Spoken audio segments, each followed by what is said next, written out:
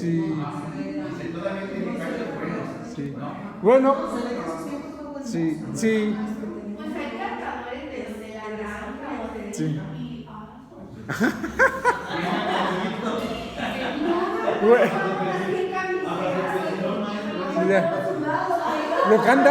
lo que anda uno escuchando en sábado.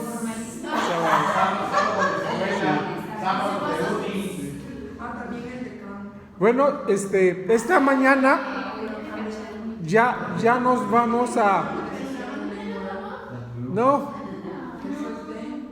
ya nos estamos acercando al final del proyecto de nación y la semana pasada trabajamos la Revolución Mexicana muy rápidamente. La Revolución Mexicana es para un solo curso, porque son muchas revoluciones, muchos proyectos, muchos intereses, y cada quien hizo de lo que quiso.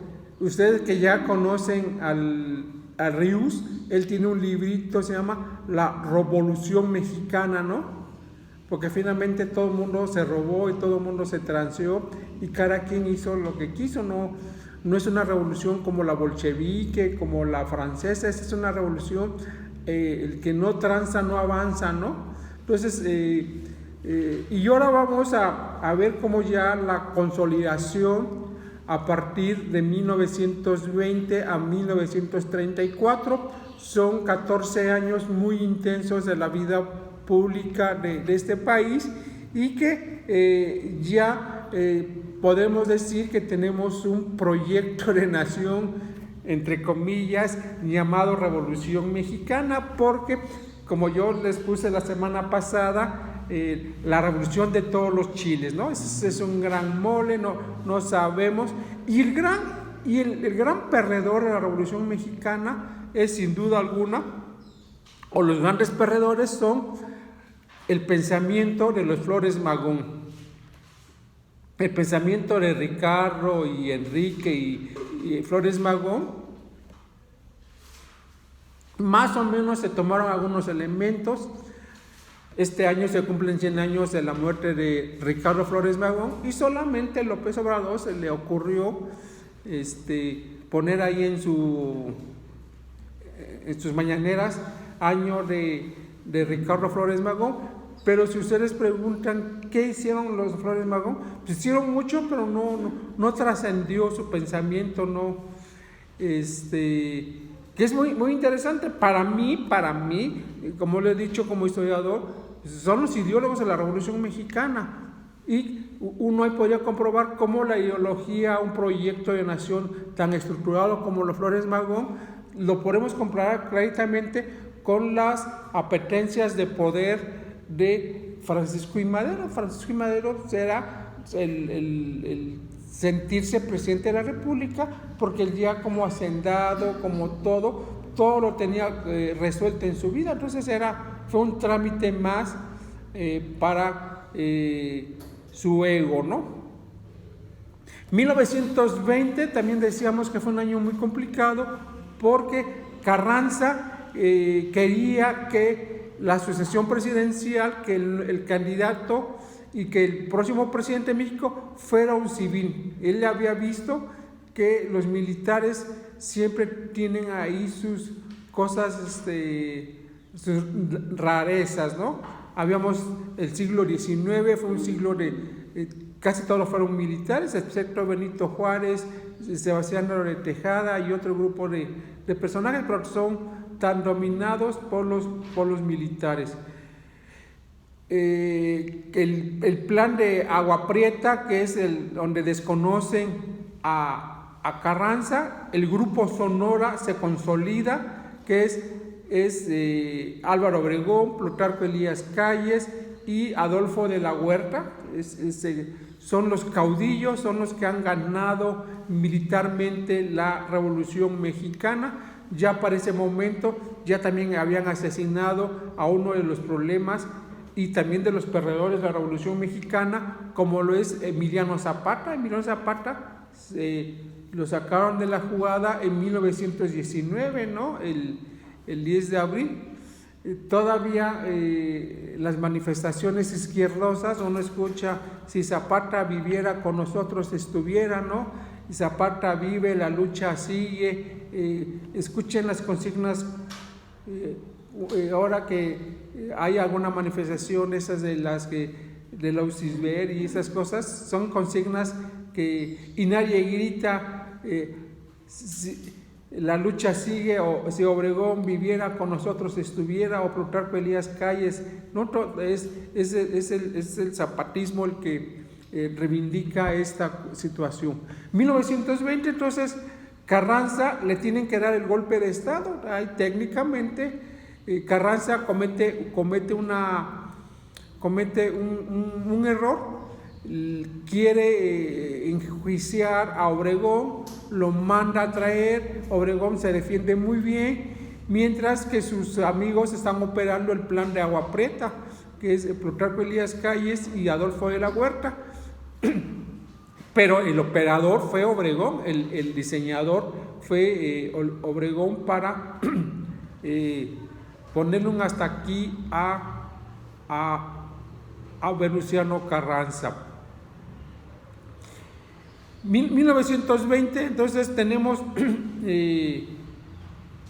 que a Carranza me lo asesinan el 20 de mayo de 1920. Hay un presidente interino que es Adolfo de la Huerta y que va a organizar la elección presidencial donde va a salir electo Álvaro Obregón.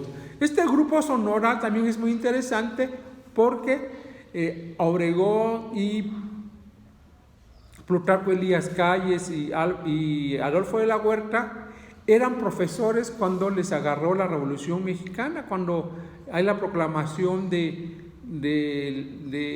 Madero, ¿no? El plan de San Luis. Ellos eran profesores, profesores en Sonora, con una visión muy interesante, y se suman al proyecto de Madero. Entonces ellos se hacen militares ya a la par de la Revolución Mexicana, y ya el ejército les va a homologar sus servicios y les va a dar el grado de los grados militares que les corresponde. Pero es interesante cómo un profesor es transformador, ¿no? El profesor, donde llega, va a transformar la vida de los alumnos, de la comunidad. Yo reconozco muy bien a los profesores, a todos, ¿no? Que transforman, pero el profesor de primaria, la magia que hace que el niño de 7 años aprenda a leer y escribir, que pase a todos los años. El profesor de secundaria, que la tiene un poco más complicada, porque ese niño ya sabe leer y escribir, pero le llega la pubertad y las hormonas y todo, y la rebeldía, y someter a un adolescente en clases. Mi respeto para la maestra Lulú, ¿no? Porque sí, hay hubimos cada alumno inquieto. Y bueno, y en la prepa ya el profesor universitario, pues ya la tenemos muy, muy tranquila, ¿no? Ya yo creo que es más el debate, el confrontarse, el intercambiar, el guiar un conocimiento. Pero bueno, yo creo que el profesor de primaria que nos enseñó a leer y a escribir, yo como recuerdo a mi maestra de primer año de primaria, en español, todo el examen de lectura, y yo me di cuenta el viernes que me iba a tocar la lectura que seguía en el libro, y todo el fin de semana me la aprendí. Llega el lunes y me cambia la lectura. Pero bueno, pero sirvió para la lectura. Entonces estos hombres eran profesores, no eran como Zapata o Villa, o tantos revolucionarios que se sumaron a la bola a ver qué salía, y les salió bien. A muchísimos otros les salió la muerte, pero esos era gente formada, por muy elemental, pero tuvieron una visión de nación. Estos tres, ellos tenían su visión muy norteamericana. Hay que recordar que Sonora, su límite fronterizo es Estados Unidos. Nunca se van a fijar en Chiapas o en Veracruz. Ellos saben que la dinámica y el desarrollo está en el norte.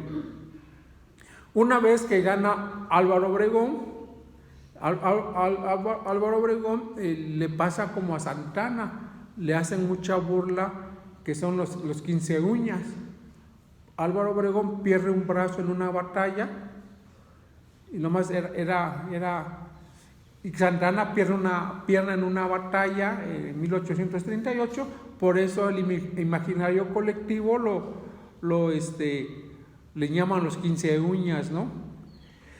Ya Obregón llega, 1920-24, hay que organizar el país, hay que hacer la suma de las pérdidas, más de 1 millón de muertos, las deudas, la economía se atrasó, y todo esto, el proyecto es muy interesante porque como seguramente en octubre del 2024, el presidente que llegue le va a tocar reconstruir una nación que fue destruida durante 6 años. Así a Obregón le tocó reconstruir una nación que se destruyó en 10 años.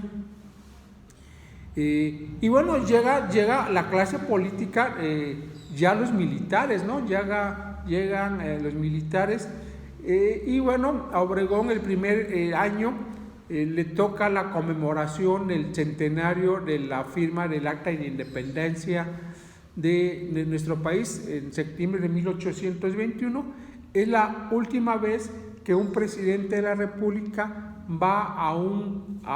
entra a una iglesia, entra a la catedral, porque todos los héroes de la independencia que reposaban en la Catedral Metropolitana de la Ciudad de México, van a pasar al Ángel de la Independencia. Todos van a tener un espacio en el Ángel de la Independencia, menos el malo de los malos, el emperador Agustín de Iturbide. Él lo dejan en catedral. Ustedes cuando vean a la Catedral Metropolitana de la Ciudad de México, ahí está, en una capilla están los restos del emperador Agustín de Iturbide, que hace 200 años se coronó.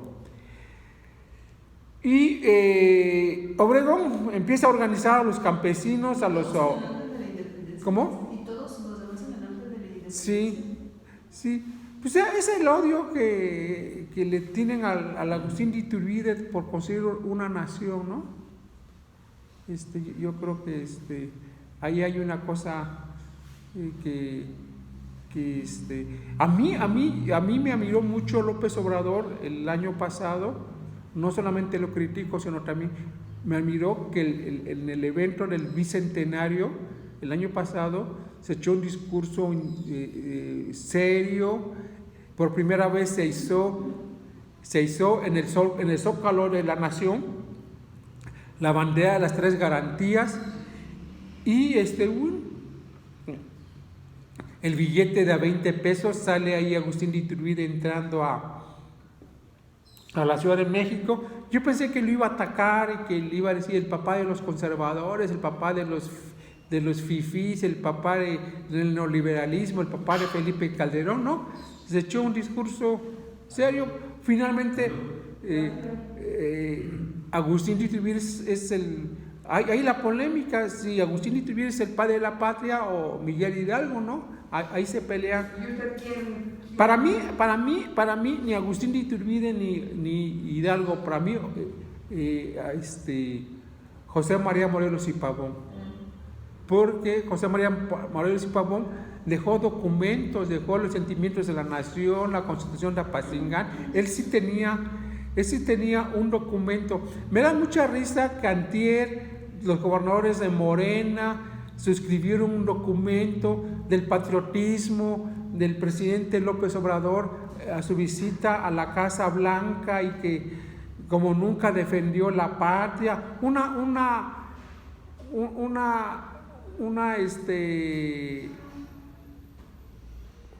orgía de pendejadas, porque no se firmó ningún documento. Es más,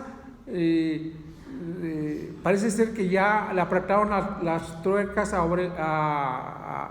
AMLO, y qué casualidad que al otro día está Loreto Pirlejos, y ahora, ayer que detuvieron a Caro Quintero, yo creo que el Departamento del Estado le dijo,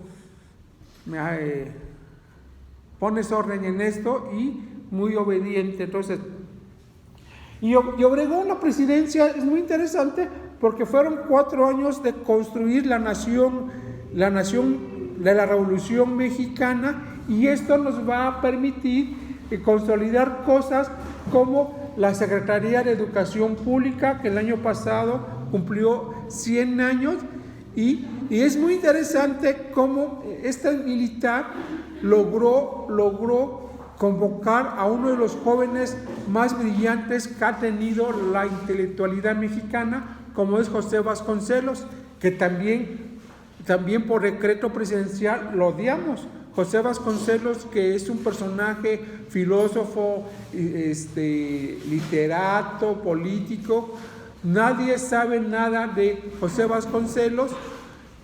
Y de José Vasconcelos nomás sabemos que fundó la Secretaría de Educación Pública en 1921, que la construcción que apoyó a Diego Rivera para pintar la historia del país en los murales del Palacio Nacional y en otros edificios, y a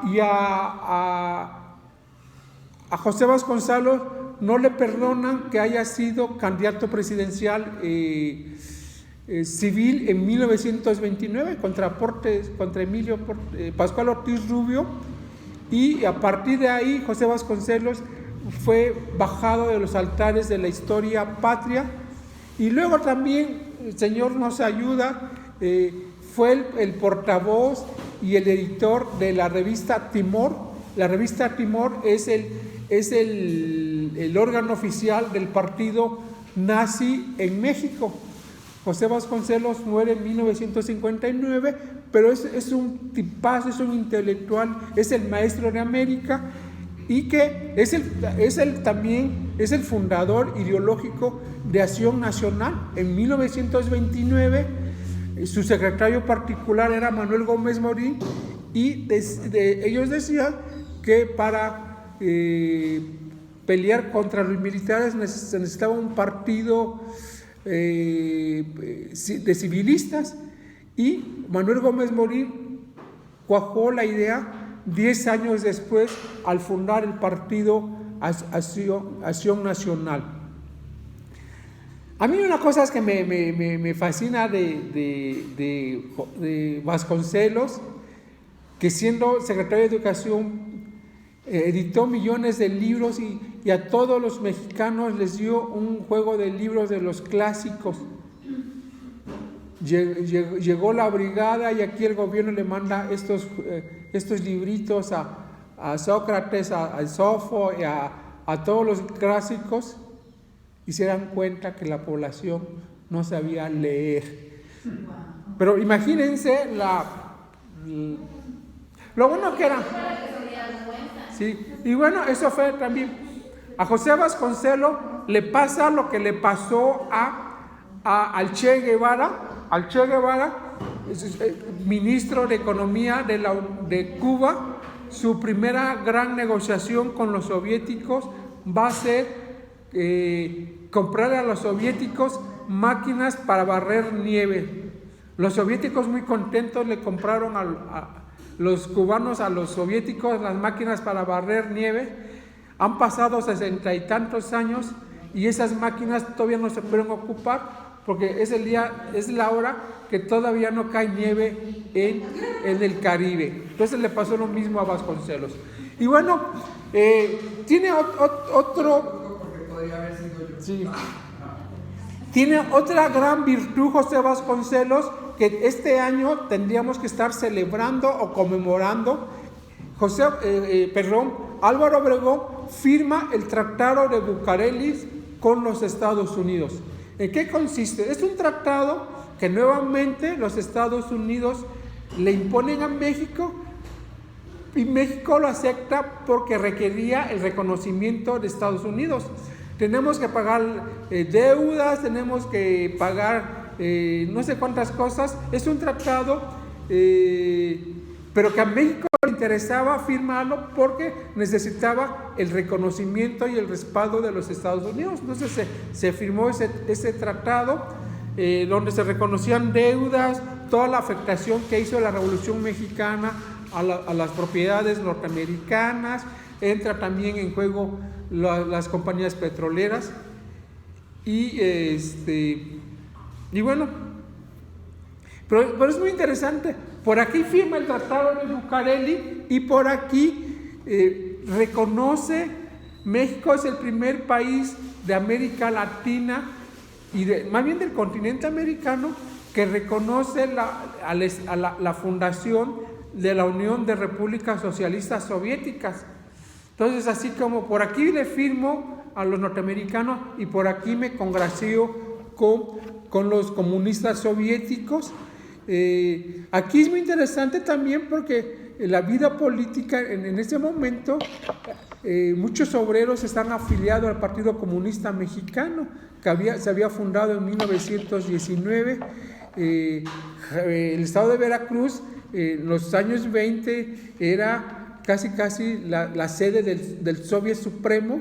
El gobernador Tejeda, el gobernador Heriberto Jara Corona, no tenían empachos que se pusieran las banderas de la hoz y el martillo y toda la comunicación con la Unión Soviética. Entonces por aquí se firma esto con Estados Unidos y por acá la relación con la Unión Soviética. Es muy interesante.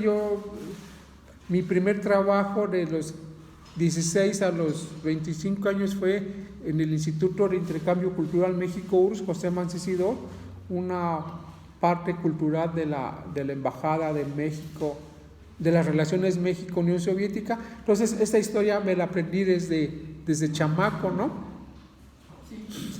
Y Obregón tuvo como secretario de Gobernación a Plutarco Elías Calles, que va a ser el sustituto, va a ser el presidente de 1924 al 28, y Calles también es profesor. Calles, muy interesante su biografía, porque ¿qué les dice el apellido Calles? Digo, Elías.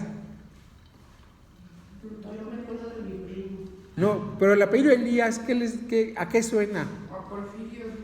Elías. No sé. ¿A nada?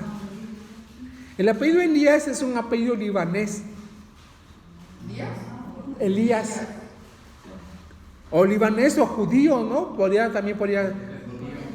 Pues es bíblico, entonces ahí ha de ser hijo o nieto de algún libanés, y bueno, ya Plutarco Elías Calles es más militar, es más descarado.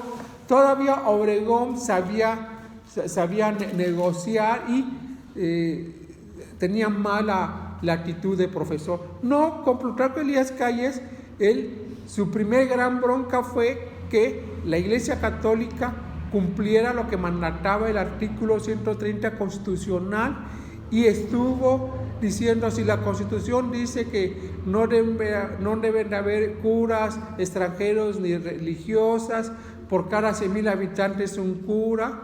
Y bueno, va a provocar, él decreta una serie de leyes que va a provocar lo que vamos a conocer como la Guerra Cristera, esta guerra de 3 años donde la Iglesia no acató las disposiciones de la Constitución, y que nos va a llevar a 3 años de conflicto, de 1926 a 1929. Y la Iglesia, la jerarquía, aquí tenemos que tener muy claro una cosa: la Iglesia como pueblo, los que vamos a misa, la que somos creyentes, y otra cosa es la jerarquía, los obispos, los curas, los cardenales, y se toma la decisión de cerrar los templos. Muchos de nuestros abuelos fueron bautizados en la clandestinidad. O se casaron en la clandestinidad porque... A mi abuelita, mi bisabuela, que era indígena, le tocó que la bautizara Monseñor, pero por la clandestina. No, la confirmara. La confirmara en forma clandestina. Entonces, lo que vivimos ahora con el COVID-19, que se cerraron los templos durante casi 2 años, pues ya se había repetido en 1926 al 29, pero en un estado de guerra, ¿no?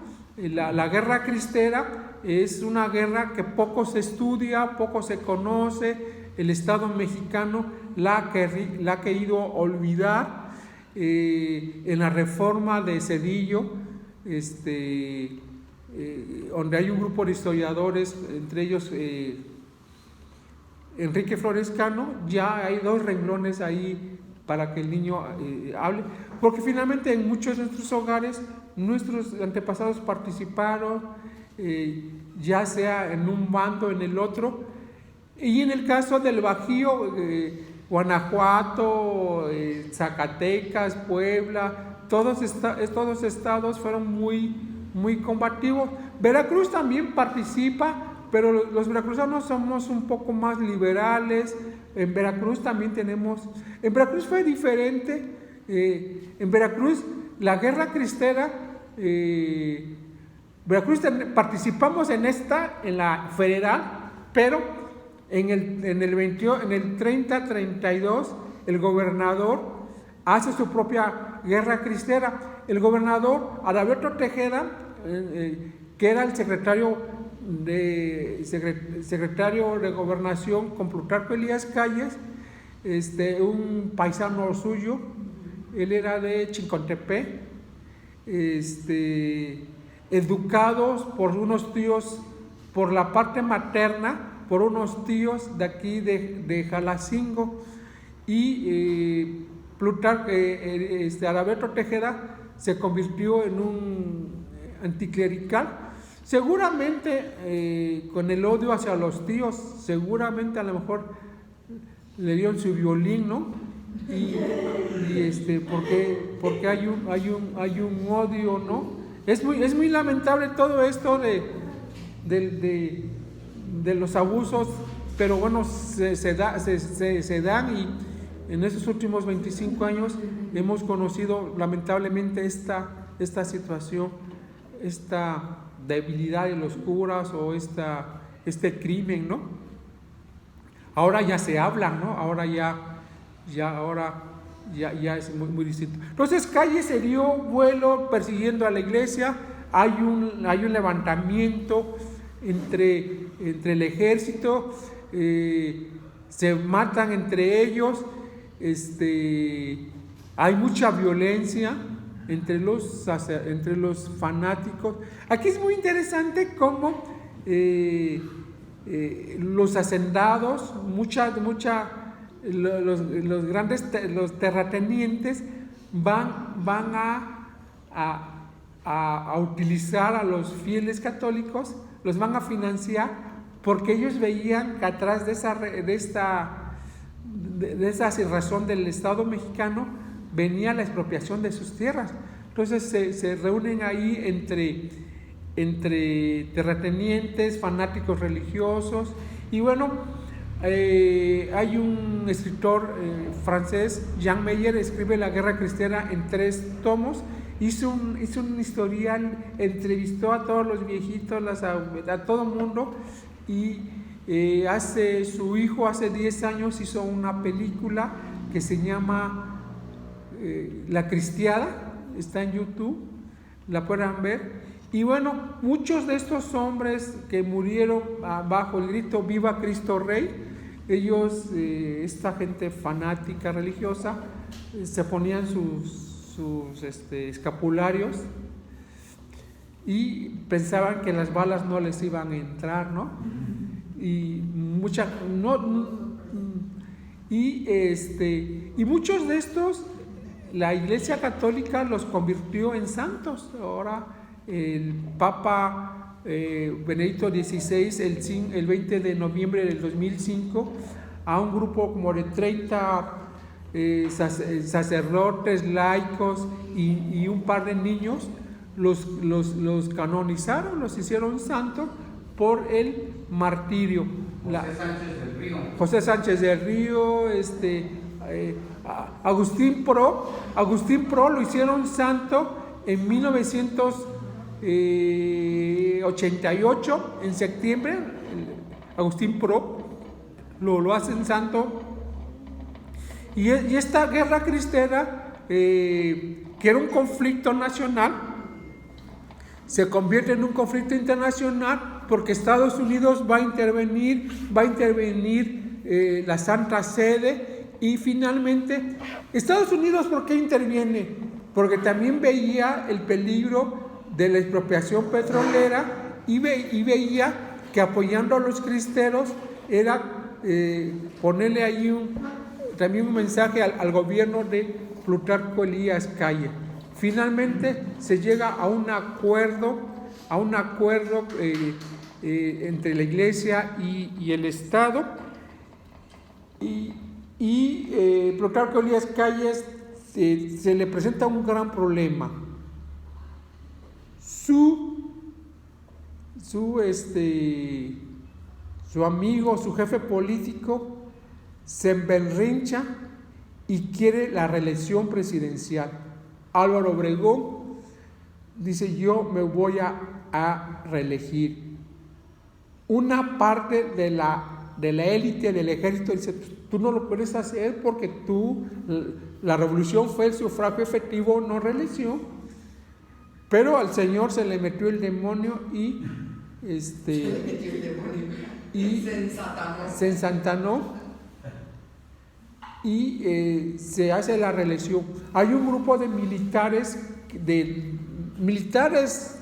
de alta jerarquía que se oponen, dicen: esto no lo podemos permitir, y se oponen. Serrano, Arnulfo R. Gómez, que era sobrino de Plutarco Elías Calles, se oponen, y hay una pequeña guerra en el 27-28. Arnulfo R. Gómez, que había sido jefe de operaciones en Veracruz, se viene a Veracruz, ahí lo atrapan en Ayagualulco, acá por Coatepec, y lo fusilan.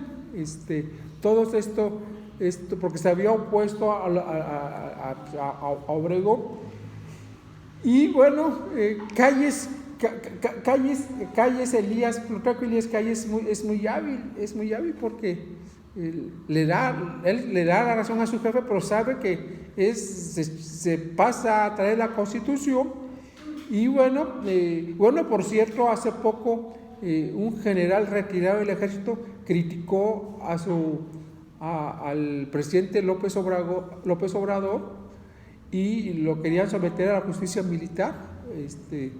Y hay un movimiento que logró que no lo sometiera entonces el país. Sí. Esta reelección de Obregón es un retraso en la política, es regresar a 1871, es regresar al juarismo, es regresar al porfiriato. Y bueno, el país se vuelve a encender en llama. Se me pasaba que en 1923 Adolfo de la Huerta: yo también quiero ser presidente, y hay una pequeña rebelión de Adolfo de la Huerta en contra de Obregón, porque no fue candidato presidencial. En Veracruz tuvo muy fuerte la rebelión de la huertista. Es en diciembre de 1923. El abuelo Eleuterio comentaba cómo se escuchaban la llegada de la tropa de la huertista a Jalapa, ¿no? Y toda esta situación. Y maestro, perdón, la guerra de Cristera fue entre Plutarco Elías calles y la iglesia, ¿no? Pero cualquiera de lo que manifestaba. Bueno, es que Plutarco Elías Calles decía, si la Constitución de 1857, la 17, dice la separación de la iglesia y el Estado, se cumplió.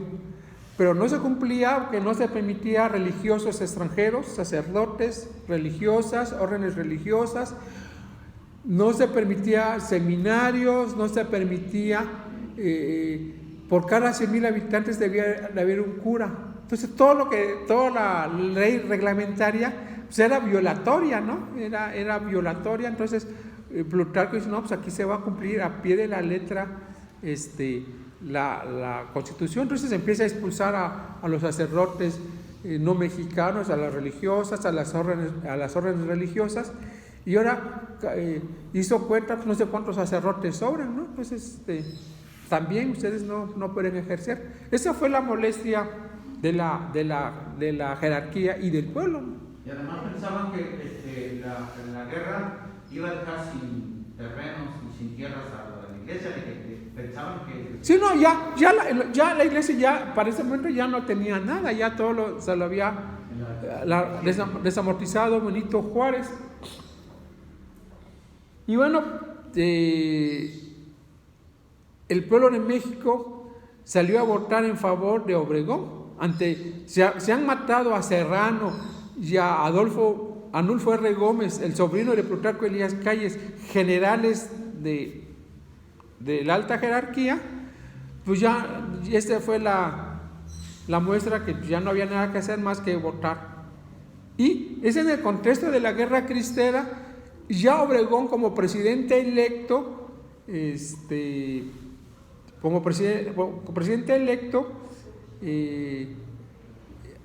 va a un mitin, a un desayuno, y llega un pintor que lo quiere pintar, Miguel, y lo asesina.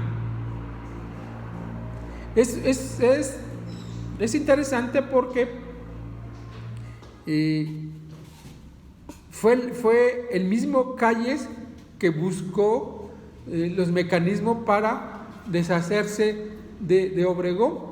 Gonzalo Aguirre Beltrán, que era alumno de la Escuela Nacional de Medicina en estos momentos, nos comentaba que la gente se preguntaba quién mató a Obregón, y que la gente decía calle. Sí, tengo que dar un curso. Entonces, ¿quién mató a Obregón? Cállese la boca, ¿no? Y esto viene a complicar en la vida a Calles, ¿no? Hay que convocar a un nuevo proceso electoral, y en ese proceso electoral antes Calles convoca a todas las fuerzas políticas, las junta y dice, no podemos seguirnos matando, tenemos que tener un mecanismo de elección pacífica. Y el 3 de marzo de 1929 anuncia la creación del Partido Nacional Revolucionario, la primera transformación. La segunda transformación va a ser el Partido de la Revolución Mexicana. La tercera transformación va a ser el Partido Revolucionario Institucional, y la cuarta transformación es el Movimiento de Regeneración Nacional. Esto es lo que no explicó Obrador, ¿no? Y sí son esas cuatro. Sí, entonces primera transformación 1929 con la fundación del Partido Nacional Revolucionario. O sea, del PRI. No, 1936 fundación del Partido Nacional Revolucionario.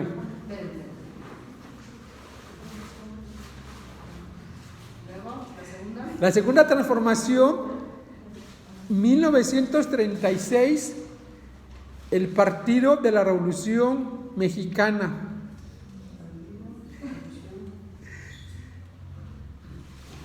1946, la tercera transformación, en el Partido Revolucionario Institucional. 2015, la Cuarta Transformación. 2015, ajá. Con el Movimiento de Regeneración Nacional. Movimiento de Regeneración Nacional. Y es en este momento que estamos hablando que un 17 de enero de 1922 en la Ciudad de México nacía un chamaco que aguantó 100 años de vida. Luis Echeverría Álvarez, es de 1922.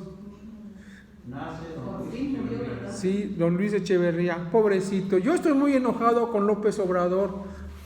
Luis Echeverría pudo haber sido más criminal, pero él debió haber tenido un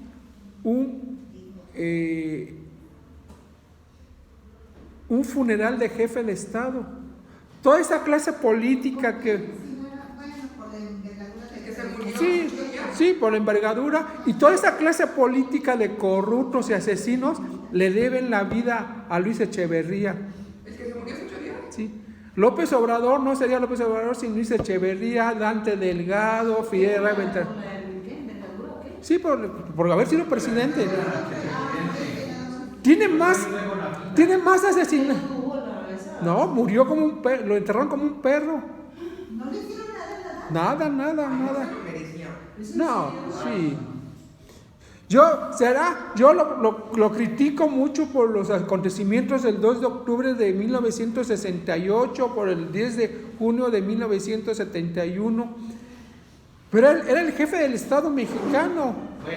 Él tenía que cumplirla, y él tenía el imperio de la ley. Y estuvo encarcelado un día en la prisión de la... Sí, que cometió muchísimas, pero era el...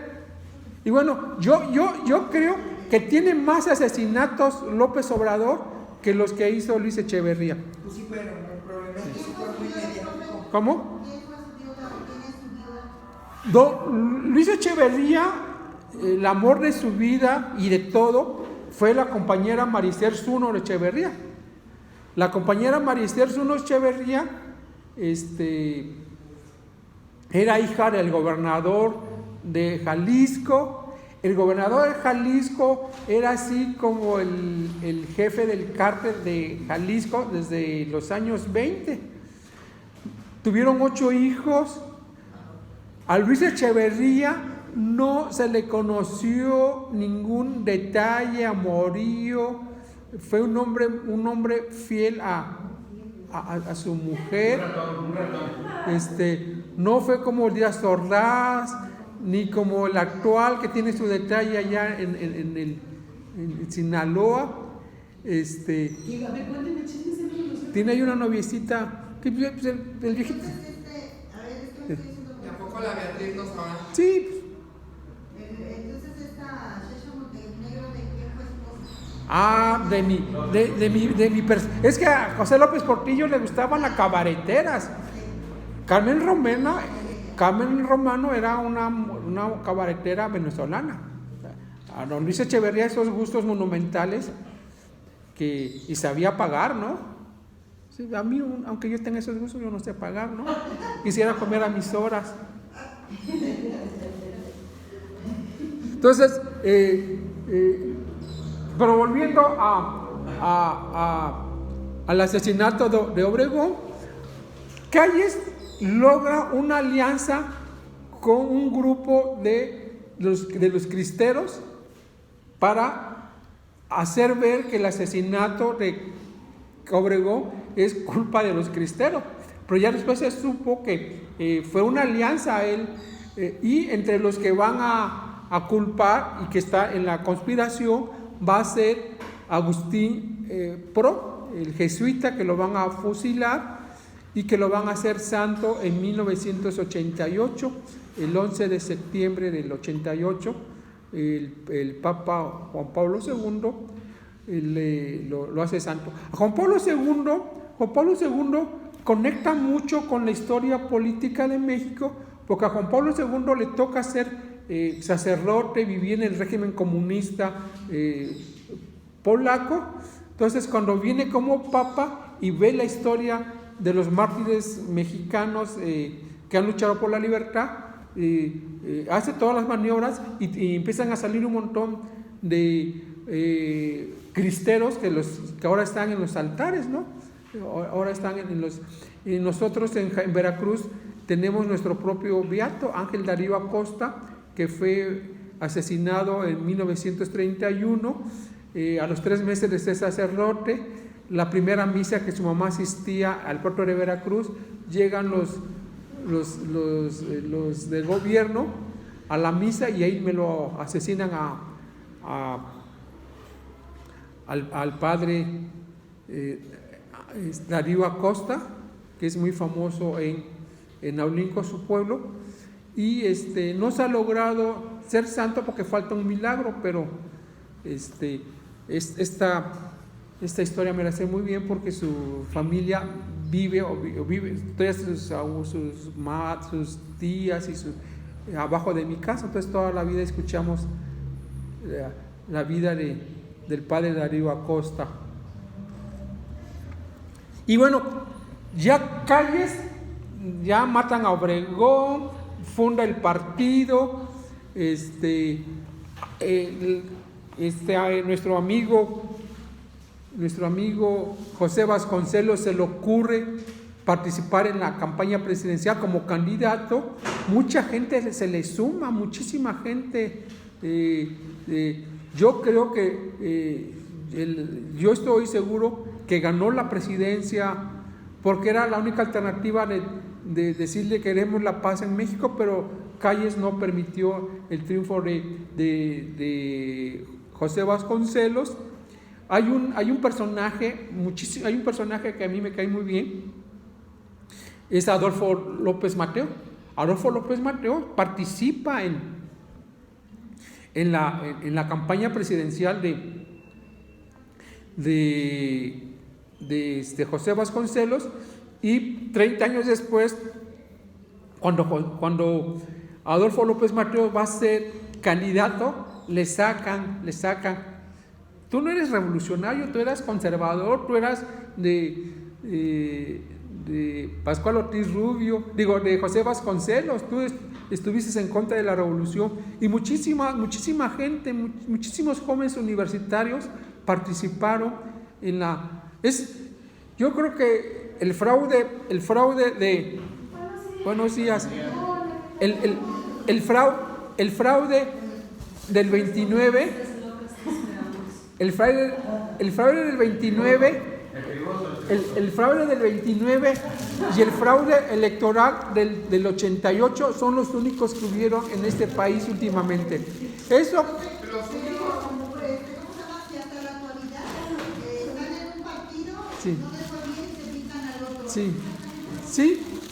Sí, porque el señor anda llorando y es presidente de la República y todavía anda llorando de un fraude que no le hicieron en el 2006.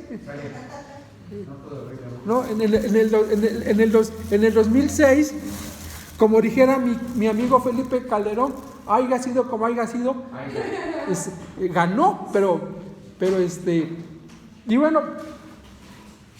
y bueno, ya Plutarco Elías Calles se convierte en el jefe máximo de la revolución, es decir, él va a imponer presidentes de la República, va a imponer a Ortiz Rubio, a Emilio Portes Gil y a Abelardo Rodríguez, y ellos le renuncian porque el presidente no los deja gobernar.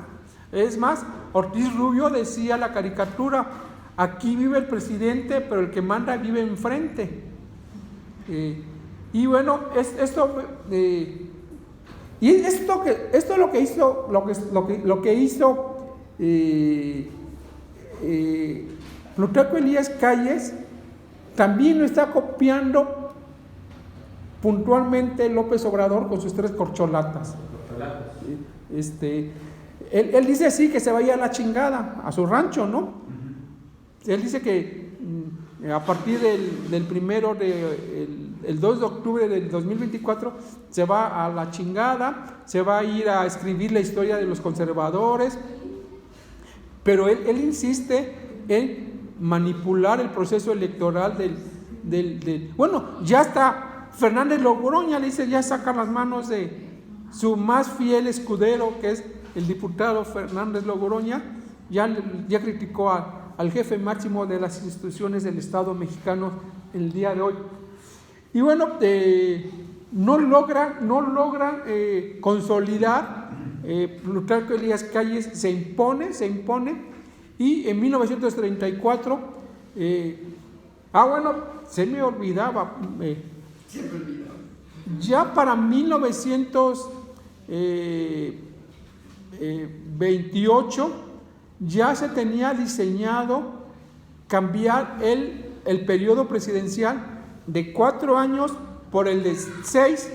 Entonces, pero con el asesinato de Obregón, ya no se dio continuidad, y luego con estos señores que no aguantaban las instrucciones del señor presidente y general de la Revolución Mexicana y jefe máximo de la revolución, renunciaban. Entonces, nadie duraba los 6 años. ¿no?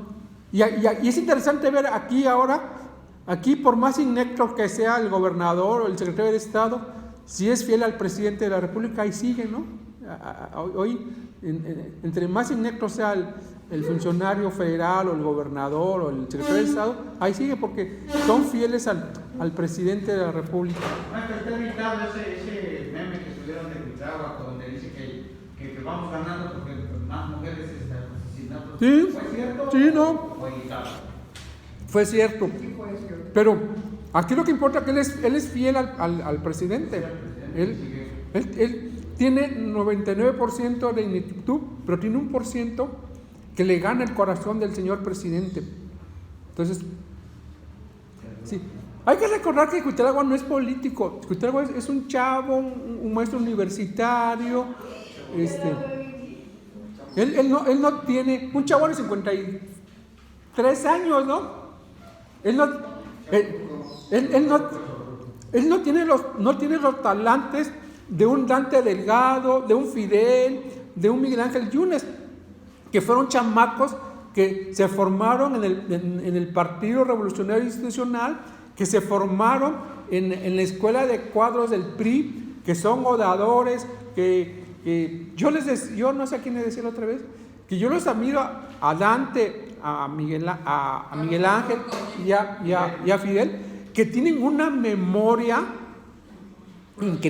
increíble, que tienen un hábito de lectura. Bueno, yo no sé quién está peor, si el Cuauhtémoc Blanco o Cuitláhuac. Bueno, no, todavía Cuauhtémoc Blanco tiene la virtud que jugaba la patada. Pero Cuitláhuac baila salsa. Pero Y tiene novios. eso sí, pero y a Cuauhtémoc tiene buenos gustos, ¿no? A Lilia Montijo, a la paisana, a la Rosana Nájera, y a Cuitláhuac no se le conoce más que a su mamá y a sus hermanas.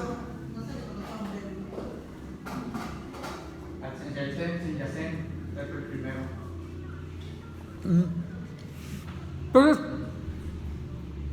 1934 es la elección presidencial donde surge un personaje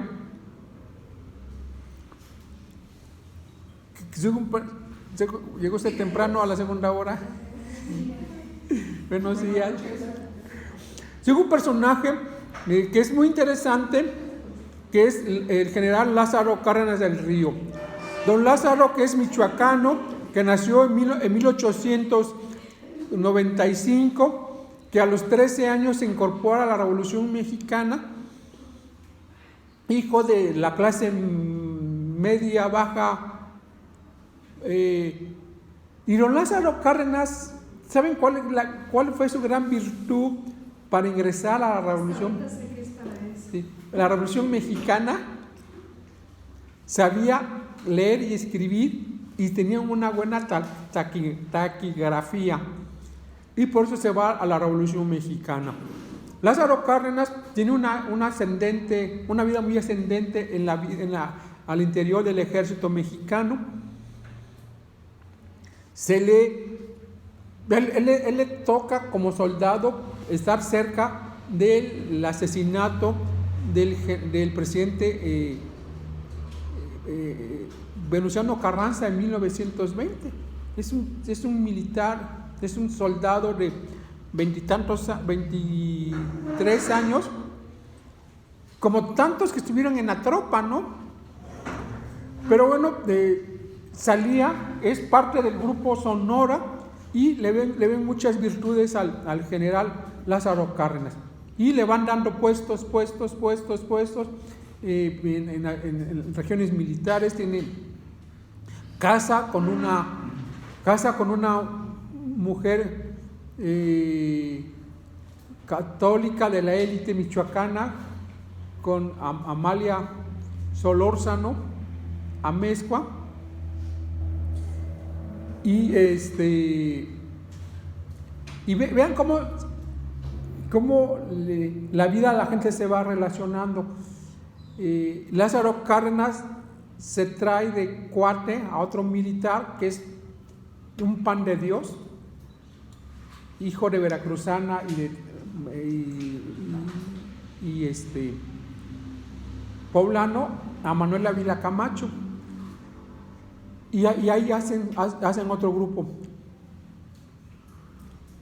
Y Lázaro Cárdenas logra hacer una campaña presidencial, la primera campaña presidencial en serio. Él va a recorrer todo el país en tren, caballo, a pie, va a anunciar que la Revolución Mexicana va a cumplir. Lázaro Cárdenas creo que llegó a los lugares más recónditos de la República Mexicana. Iba a decir una estupidez, pero la voy a decir. Lugares donde Dios pasaba, ¿no? Llegó don Lázaro Cárdenas. ¿De qué año fue presidente? De 1934 al 40. Imagínense la campaña en el 33, a caballo, a tren, en barco, caminando, en burro, en todo. Gonzalo Aguirre Beltrán participó en la campaña y la recordaba, ¿no?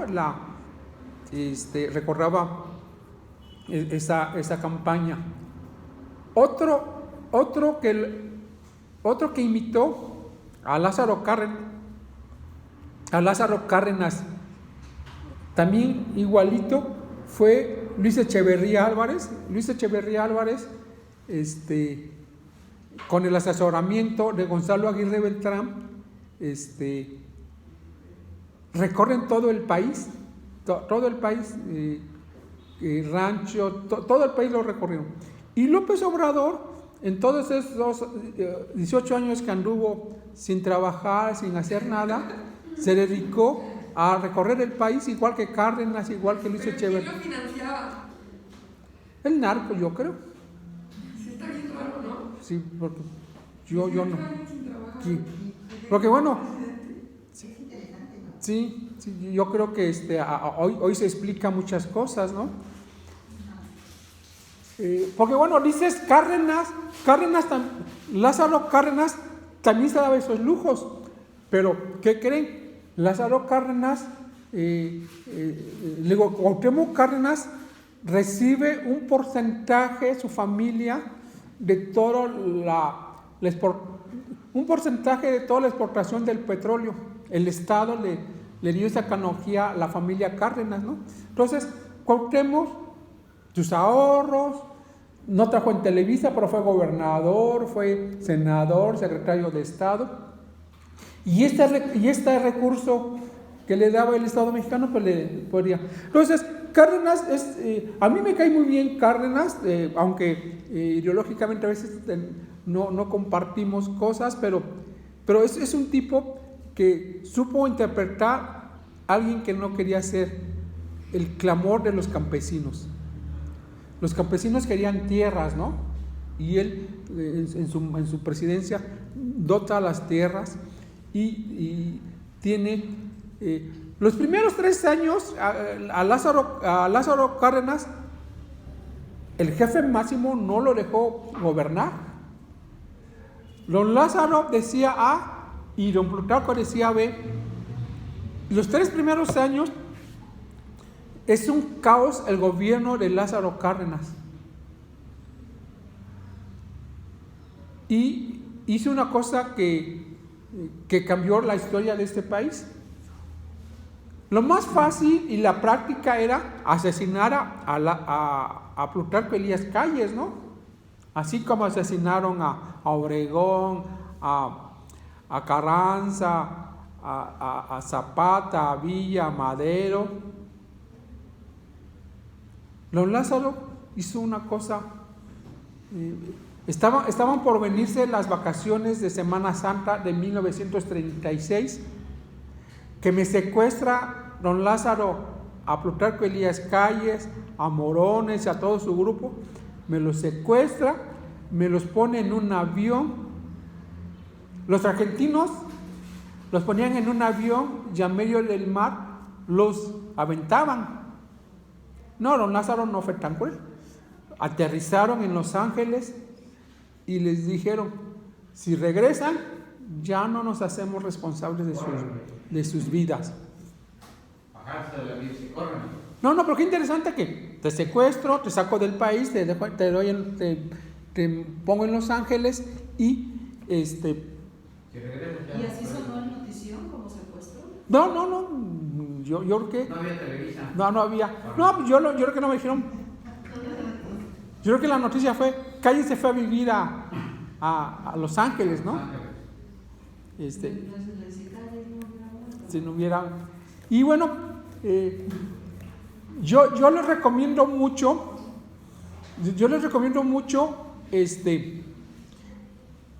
Don Lázaro Cárdenas escribió sus memorias, publicaron su diario que va desde 1913 hasta 1970 en 4 tomos en la UNAM. Yo me lo leí desde muy joven y es muy interesante. Hay cosas que no pone. Mi familia es adoradora de Cárdenas porque se vieron beneficiados mucho, ¿no? Se vio muy beneficiado y había una adoración a don Lázaro, ¿no? Y muchas familias, ¿no? En el campo mexicano hay mucha familia. Y bueno, yo los invito a que lean este libro, los diarios de Lázaro Cárdenas. Estoy leyendo las memorias de una geisha. ¡Ah, eso es mejor! No. Pura filosofía. No, esa sí te va a reeditar, pero la otra no. La otra te va a dar cultura general. Así es. Entonces, También además de una geisha da cultura general. claro. Tener rollo para cualquier Cultura oriental. Cultura oriental y personal. Ve, amiga. Desde mostrar también.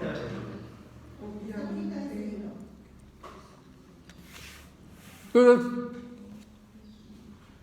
ya con Calles, con Lázaro Cárdenas, ahora sí el sello va a ser el proyecto de nación de la Revolución Mexicana.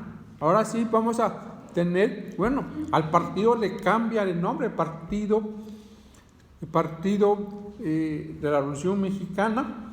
El partido va a tener sus 4 sectores: el obrero, el campesino, el popular y el militar. El partido va a ser el eje de la vida política hasta hace pocos años, ¿no? Y no han cambiado los colores. No, entonces, y tienen ellos asumen los herederos de la Revolución Mexicana, los constructores de esta nación. ¿Ya? ¿Ya se terminó? Ya me equivoqué. Ok.